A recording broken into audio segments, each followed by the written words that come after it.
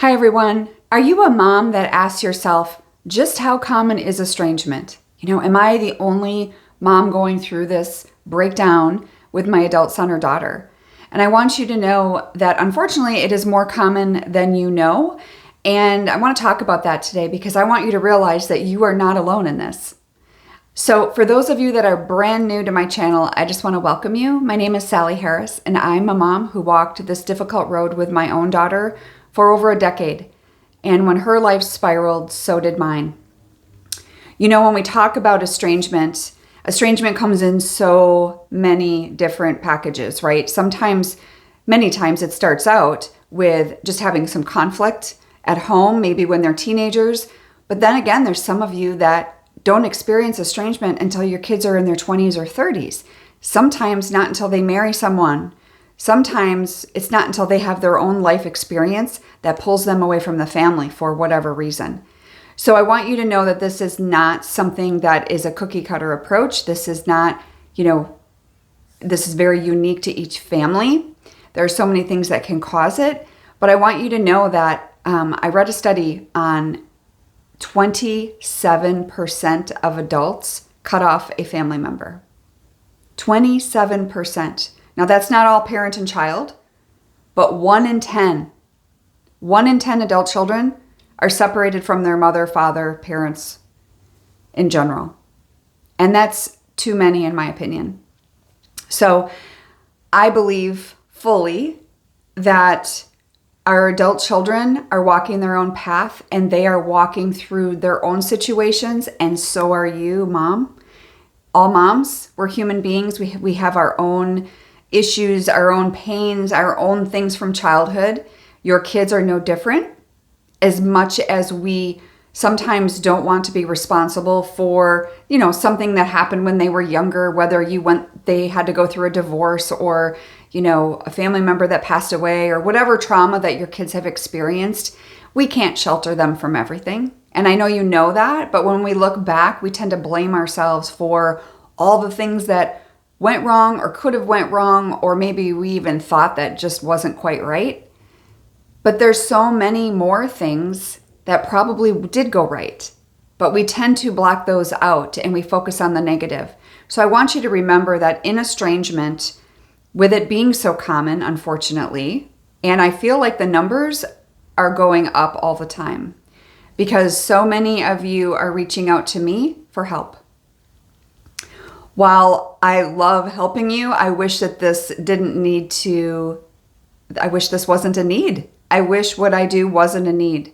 And someday it won't be. But right now, we have to manage what is in front of us, right? We have to manage what is in front of us. And you have to remember that your child and you are on two separate paths, right? Your adult child, you have one path in your own life. You have got to keep walking your path, regardless if they're stuck on theirs. There's a time and a place to help without enabling, right? So we want to be able to help them when needed while not enabling them. But some of you are saying, they won't even return my call. I can't even get them to talk to me. They're mad at me for X, Y, Z, or maybe I don't even know why they're mad at me. And so for those of you that are in that full estrangement, like I said, it comes in different packages. Sometimes it's just, arguments and separation for a little while, and then they come back and things are fine.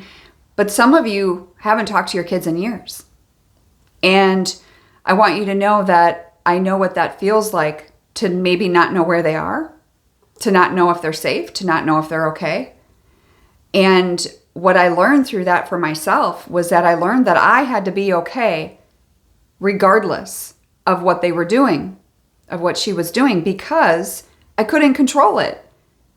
And trust me when I say, this mom was more powerful than an FBI agent at certain times. No holds barred. I did anything and everything I could in the beginning to try to fix and remedy the situation. And all it did was put me in a deeper pit. It put me in a darker place.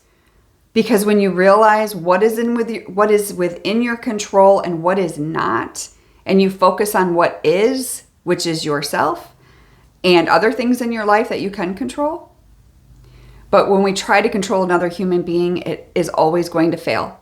It is always going to fail. So when we let go of that, and you're able to walk your own path, it is going to be the best step in the right direction. So if you're a mom that's watching this and you're thinking, that's me. Like I've been trying to control the situation and I realize I can't, and it's time for me to start taking care of me.